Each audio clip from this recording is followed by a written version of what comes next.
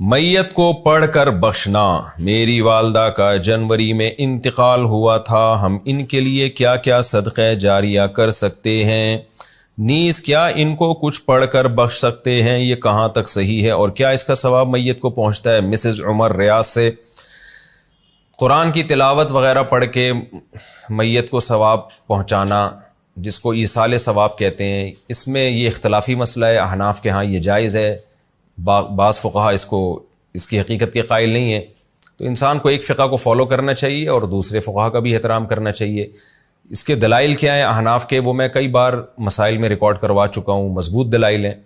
لیکن اتنی بات تو بہرحال ثابت ہے کہ اتفاقی چیز کیا ہے، وہ یہ ہے کہ پیسوں کا صدقہ کیا جائے۔ اس میں تمام فقہا کا اتفاق ہے کہ اس کا ثواب میت کو، جو بھی یعنی معتد بھی فقہا ہیں جو ان کا اتفاق ہے کہ اگر آپ پیسے صدقہ کرتے ہیں یا کوئی کنواں کھدوا دیتے ہیں یا کوئی اور صدقہ جاریہ کا انتظام کرتے ہیں تو اس کا ثواب تو بہرحال یقینی پہنچتا ہے۔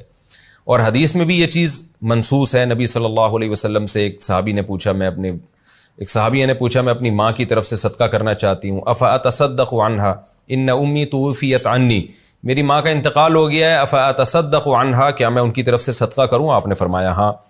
تو اس لیے زیادہ فوکس جس چیز کو کرنا چاہیے وہ ہے پیسے صدقہ کریں اپنی والدہ کے لیے، اور کوئی مدرسہ بنا دیں، مسجد بنا دیں، یا مسجد میں تعاون کر دیں، یا مدرسے میں تعاون کر دیں، یا یتیم خانے میں تعاون کر دیں۔